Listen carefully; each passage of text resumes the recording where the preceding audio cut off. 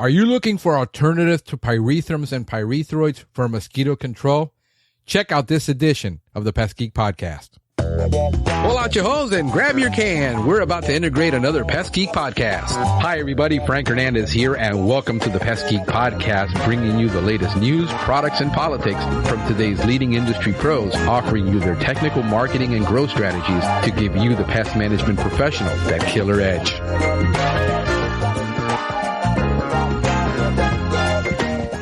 Hey there, and welcome to another edition of the Pest Geek Podcast. This is Frank Hernandez, your Pest Geek.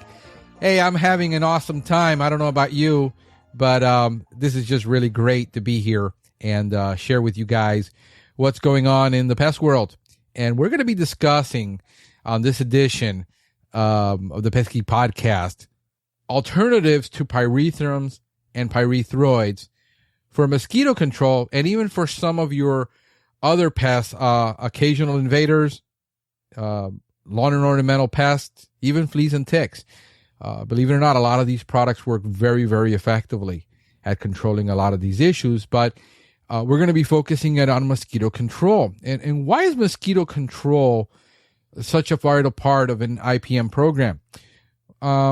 Mosquitoes is one of the largest, mosquito control is one of the fastest growing categories for PCOs.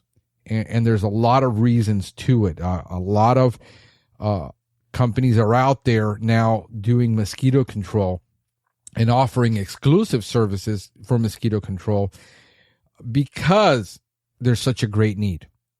And why is that? Well, here's what happens with traditional PCOs or traditional companies. A lot of companies offer ornamental services, and they're offering ornamental services on a quarterly basis. A lot of companies are moving to quarterly programs. And as they move to quarterly programs for GHP, for general household pests, and for ornamental pests, a lot of people who were doing the monthly spraying are no longer there, and mosquitoes are becoming a bigger problem for people, and people are looking for control solutions. Second, mosquito control does not last, 3 months. It does not last really 30 days. It lasts more like 2 to 3 weeks. Syngenta says that with their dosage program of demand CS and their IGR, which is Archer, you can get, up to 90 days of control. That's if you look at the dosages that you have to apply to get that kind of control, it really puts it out of the price range for a lot of people to be able to do mosquito control at those dosage levels to be profitable. And most customers aren't willing to pay that kind of price. Second, you got to look at when mosquito populations rise. Well, mosquito populations rise, when your temperatures are getting up there past the 60-degree mark. Well, it works great if you're in Minnesota, where you might be doing a mosquito control service on a quarterly basis, and you're just starting in the mosquito season. There's no standing water. Customers don't have any pots or plants that have standing water in them, and you're talking about very little shrubbery that's on the property. You might get control. In Florida, where 60 degrees, heck, we had almost 70 something degrees and really, really high temperatures in the summertime. You're not going to get 90 days of control where people are, putting bromeliads everywhere, and they have, thousands of plants in their gardens, and ornamentals are really big down here. There's a big difference between the rest of the country and South Florida. There's a lot of shrubbery, and, I lived in Ohio. I lived in Columbus. I lived in northern Kentucky. I'm familiar with the temperature changes and the way things are done. And you have mainly lawns and a little bit of shrubbery. You live down here in the South, where you have palm trees that hold water. Pretty much everything holds water in the landscape. Getting mosquito control to last 90 days is not realistic. It's not going to happen. And especially at those high dosages where you have a very, very price sensitive market, those dosages aren't, it's just not feasible for a lot of people. And a lot of people are looking also for alternatives to the pyrethroids. And most people, here's why this is happening. When I talk to customers about mosquito control, a lot of the issue is being made in the media and of course with the press and everything about all the diseases mosquitoes transmit. And they are a legitimate concern. But they're not a big legitimate concern for customers. This is not the conversations I have with most people that I talk to. Most people that I talk to want to be able to go outside, enjoy their garden, enjoy their yard, not being eaten alive. Their common complaint is, I go outside, I'm eaten alive. I can't be out there. My kids can't play out there. It becomes more of a nuisance problem and an inconvenience than a real health epidemic outbreak. A lot of companies are using that as scare tactics. And you should be concerned. I mean, I don't want my kid playing out there and getting bitten by mosquitoes because they are vector disease transmitters. I mean, I know this stuff. I deal with this. I read the literature. I understand it. Most people don't seem to be that concerned with it because there hasn't been a huge outbreak in our country. We live relatively close to any medical facility. If there is a problem, you get it taken care of. This is a major concern. These health issues are a major concern in developing countries, third world countries, where you have to travel a day to see a doctor. You live in a village where there is no doctor nearby. There is no access to the medication. But here it's more of I want to enjoy my property. I want to be able, my kids, I want them to be able to play outside. I want to be able to have breakfast on my patio. I want to have dinner on my patio. I don't want to be going outside constantly being eaten alive. And since the economy hasn't been that great, and a lot more people have chosen to stay home and enjoy their home more, entertain more at home, where you go out to dinner, you're going to pay 3x more for the meal, plus you're adding about 20% for the tip, and if you add drinks, you're at $50, $60 a meal for two people very easily. Where if you're entertained at home, you can have your friends over, and for about $10 a meal with wine, you can have a meal at home. And people are seeing that and say, well, we can stay at home, entertain with our friends, have fun, and try to enjoy our home more. But the problem is we can't be outside. Second, when are mosquitoes most active? Well, during the summer. Well, guess what? Kids are home during the summer. Not every parent has the money to send their kid to camp all week and spend $200 at camp for the rest of the summer every week. It's just not feasible. So they want to stay home with their kids. Their kids want to play, but the mosquitoes are there. Here's the problem with mosquito control and mosquito control services. Most people want to use their outdoor spaces, mainly when mosquitoes are most active. Most people want to come home and they want to make an early dinner, eat outside, and enjoy the evening. The problem is mosquitoes are most active an hour before and an hour after sunset when people want to eat their dinner, especially in the wintertime, and especially if you're down here in South Florida where it's pretty much summer the whole time. They want to eat breakfast in the morning, and mosquitoes are most active in the morning. So those are the two times that mosquitoes are more, and they're looking for a solution that's going to, for that kind of customer, and I have those kind of customers that they eat breakfast on their patio, they want to eat their dinner on their patio, and they want to be basically outside all the time. They're grilling constantly. They use their outdoor space. Unfortunately, for those kind of customers, the only solution to really, really get the control they want, they want to go outside and not be swatting mosquitoes. They don't want to use any repellents on themselves. They want the garden to be free. Unfortunately, to get that kind of control, you need a mosquito misting system. And we offer mosquito misting systems. We usually offer them as a last resort because it's not the best thing in the world for if you understand beneficial insects and if you understand pollinators. It's not the best solution. But I have those customers that they entertain a lot They have a lot of people over, and they want to use it in those times of the day when they're coming home from work, or they're, that's the time that they have to enjoy because they work the rest of the day. And there are natural solutions to those systems now where you can use natural products in those systems versus using the pyrethrum, which a lot of people call pyrethrum natural, but some of them aren't, it's not really considered really a natural product by a lot of people. And that's just, I guess, an industry interpretation. They're looking for that long-term uninterrupted, I want to be able to come home at any time and not have a mosquito. And unfortunately, it doesn't exist. That kind of service, that kind of product does not exist where you're going to come home at any time, use it at any time, and not have a mosquito problem. Mosquito control is mostly a mosquito reduction service that reduces mosquito populations in your landscapes, in your yards, in your gardens. You still have to use best practice. In other words, you can't decide to come out at night if you're using a spray service and not have any mosquitoes when they're most active. You're still going to have some of that problem, even with the mosquito misting system. Okay.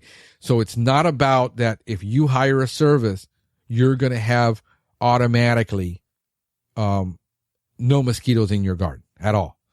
It might happen when you first do it. Okay. What these services do is they bring the mosquito population down to that where it's no longer just a huge nuisance problem all the time. So that's to make this effective, you really, really have to focus on understanding the insect life cycle and the pest that you're treating.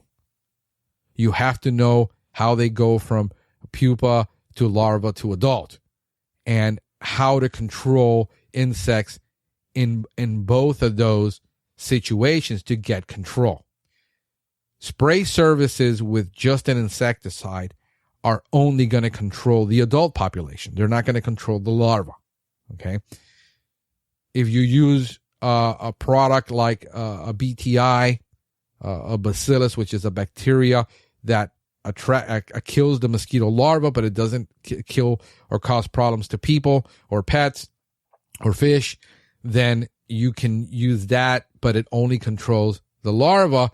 And I think that's part of an essential integrated pest management approach is to use a larvicide, to use some type of larvicide in addition to the adulticide to get an effective control. And we use both. We use IGRs, we use biological products, which, by the way, you can use bacillus and like methoprene together. And we're going to do a complete other show on that on a study that's been done. But you can use those two together to get both larva control because you might have resistance. You got to know the mosquito that you're dealing with in order to use these products effectively. And if you're getting control with that mosquito species. Okay. So that's the secret to making this work. You have to really understand mosquitoes and understand how their life cycle is, understand which mosquito you're dealing with, and if the IGR and, let's say, the bacillus together are getting control, which is the most, even compared to spraying with natural products, this is more of an IPM approach. It's more reasonable to do it this way, and it's more effective to do it this way.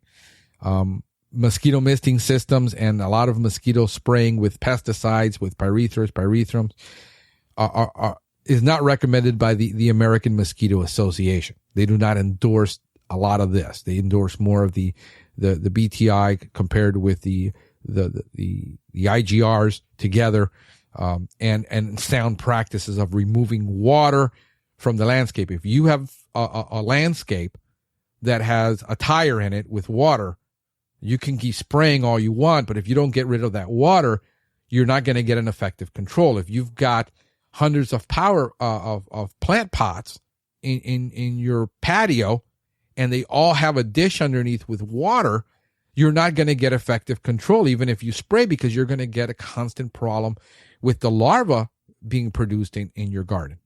So you have to use an integrated pest management approach to mosquito control to be effective. Okay, you got to look at the standing water. Is there standing water in the yards? When you have your downspouts, where are the downspouts? Are they draining out? Do you have near your street? Does the city have these the drains, and are the drains being treated by the city? Because that's where mosquitoes are going to breed. Do you have marshes or water somewhere in a wooded lot that mosquitoes are breeding? You got to be able to go out there and treat that. So standing water is really your enemy here. That if you're going to look for an effective control, you really have to be vigilant at getting rid of the standing water. I got a lot of customers that says, they have all the pots, all the plants, and they have standing water, and says, you see this vase right here? This vase is out here in this landscape doing nothing, but yet it's full of water and you're breeding mosquitoes. Maybe you want to if you want to keep the pot, drill a hole underneath so it'll drain and you don't have the standing water in the pot, or tip that pot over. Bird baths, you got to clean out your bird baths regularly to get the larva out of there. And so these are best practices that if you don't do, you can't use chemical to compensate for bad habits or bad practices. And the problem is that most people don't understand that they're actually having a bad habit or a bad practice. And they have to be educated in this. And this is 90% of our job, is educating the customer on integrated pest management, that chemical doesn't solve all your problems. It's hygiene. It's controlling the pest in the area by not creating the habitat for them that contributes to their population. All right. So let's discuss a couple of products that I think are great for natural control. And the good and the bad about these products is that these products are considered natural. And I just have a fit sometimes when I hear people talk about that their product is 100% safe, it's 100% natural. And it's misleading that because a product is just 100% natural, that it translates to 100% safe. Because you can have allergic reactions to these products. So, saying that the product is completely inert, it doesn't kill beneficials. No, a lot of these products kill beneficials. The advantages of using these products is that you don't have the contamination of the soil, the contamination of groundwater, or the contamination of bodies of water the way you would with a synthetic product. It doesn't linger in the environment as long. So that is a good and a bad for people. You want the product to last because you don't want to be spraying every week, but you don't want it to last in the environment where it's killing beneficials or killing pollinators on your plants. And you can't have it both ways. You cannot have it both ways right now. It's just the technology isn't there to, with more and more research on IGRs, which I think is great, on hormones for insects, then those products become available to target specific insects. But we live in an environment where people want one product that kills everything, and they want to be able to kill everything when they don't want to buy 12 products. They don't want to have in their shed or their home 12 different products, one specifically to deal with it, because they don't understand pest biology. A lot of the technicians and a lot of the pest control companies don't want to use targeted products because it requires them to carry 10, 12, 15, 30 products in their truck, and they want to carry 2 or 3 that they can spray on everything and get it done and not have to go back. And unfortunately for the industry, that is becoming it's going to become obsolete, and the norm is going to be to have targeted products, where if you have a roach problem, you target a large roach problem with one product, where you target a German roach with another product, and you don't use the 2 products to try to control them because they work differently and they work specifically on the pests. So having said that, what we're looking for is a product like these, which are great. Let's talk about a product called Wondercide. And there's a couple of different products out there that have the same active ingredient, which is cedar oil or cedar wood oil. And cedar wood is a natural product. It's a natural oil. It's derived from cedar trees, and they have a great aroma, and they work mainly as repellents. The insects do not tolerate the smell of this product, and it repels them out of the property. It does control them on contact. Like, it does kill. The funny part about these natural products is they work on insects and they work on arachnoids, which is, most synthetic products don't. And these tend to do that. They tend to work on fleas, ticks. They tend to work on mites. They work on mosquitoes. So they work in an environment where you have mulched areas. They work on a lot on contact on the roaches. So it helps to use these products, but the downside is you have to apply them often. And for a PCO to apply these often, like on a weekly basis, you would have to have, or every 2 weeks or every 3 weeks, you would have to have a service. So in other words, compared to traditional pesticides, these are more expensive because you have to make more trips and you have to make more applications, and the product cost per square feet or per 1,000 square feet cost about the same or more than synthetic products. So this is why the cost on these products is much higher, because there's just no residual, and it costs money to derive these products. I mean, you got to derive them, in this case, from cedar trees, and you have to extract that product from cedar trees. And in case you haven't noticed, there just isn't an abundance of cedar trees you can just knock down to extract the product. So it is a process that is very expensive compared to making something in a laboratory that is a chemical product that you've made once and you can duplicate and duplicate and duplicate. So Wondercide is one of those products that it can be used in mosquito misting systems.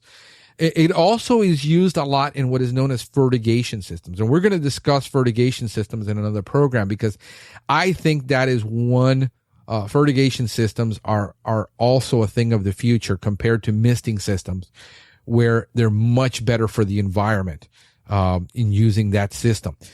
The other one is Ecovia, which I love the stuff Rockwell Labs puts out. I mean, the products work. And as long as people will say, this stuff doesn't work compared to a synthetic, well, it's not going to. You're comparing an apple and an orange. I mean, it's not designed to do that. It is designed to be sprayed, killed what's on the contact, repel for a couple of days. And that's what it's intended to do. Another great product that I use also is the Essentria. Essentria works really, really well for a lot of this, a lot of the issues in the landscape with aphids and with whiteflies and scale. I haven't used it really in GHP, for GHP control. We use it mainly for ornamental and for mosquito control. And it works really well. Another product, and these three products are all essential oils, from thyme oil, rosemary oil, cedar oil. They use also, geranol. They use peppermint oil and mineral oil, wintergreen oil. So they're all essential oils. Okay. Then you go into another class of, which is using for mosquito control and for a lot of these insect controls, products like mosquito barrier, which is, it's 99, almost 100%, 99.3%, garlic juice and citric acid that is used, and potassium sorbate to preserve it.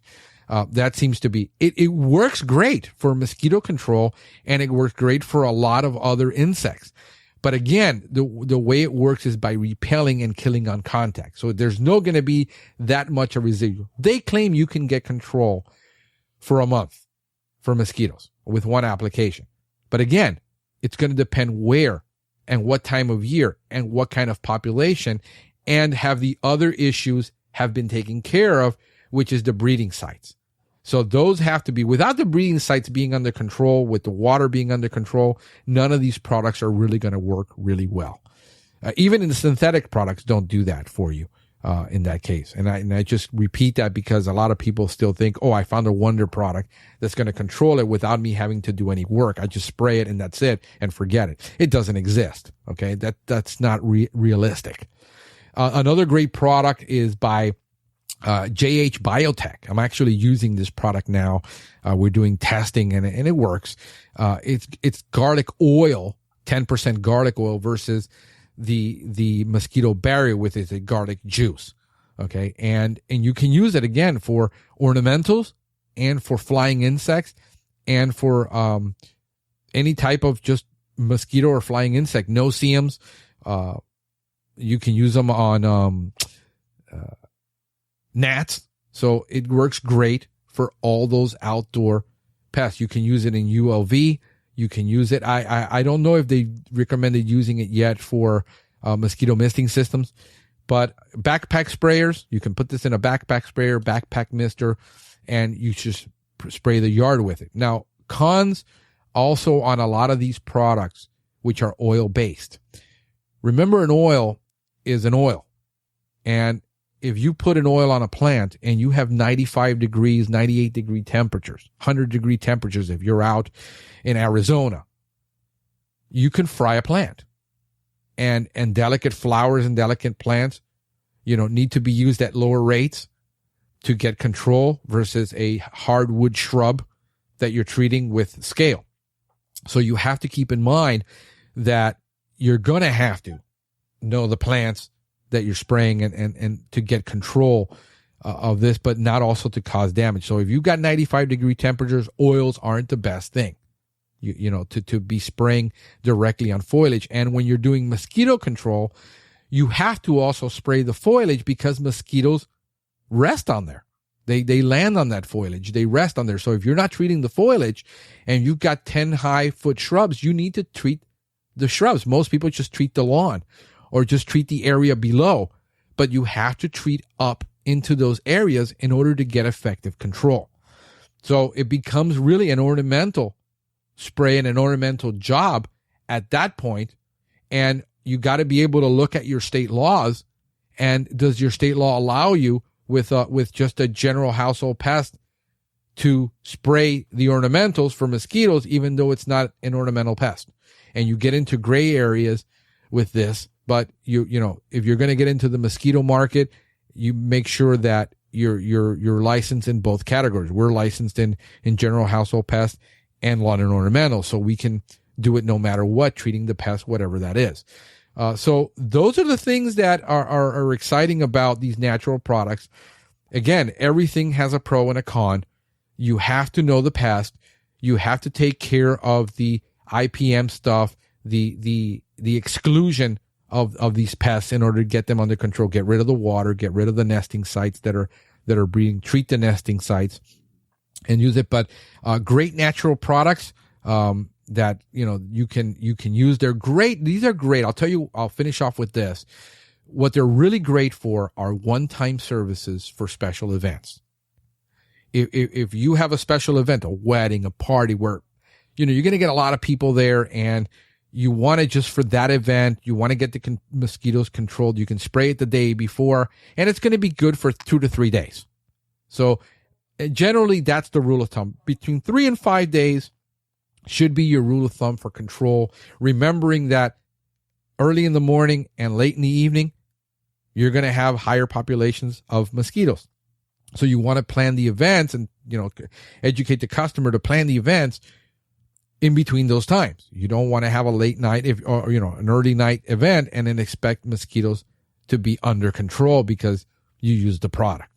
And I think that is going to be the key to getting effective control with these products. And guys, I hope this has been helpful. I'll see you next time. Have a great one. Thank you for listening to the Pest Geek Podcast. If you have enjoyed the Pest Geek Podcast, please give us a rating, write a review, or subscribe to the channel. You can join the Pest Geek Society by visiting pestgeekpodcast.com. Thank you for listening. See you next time.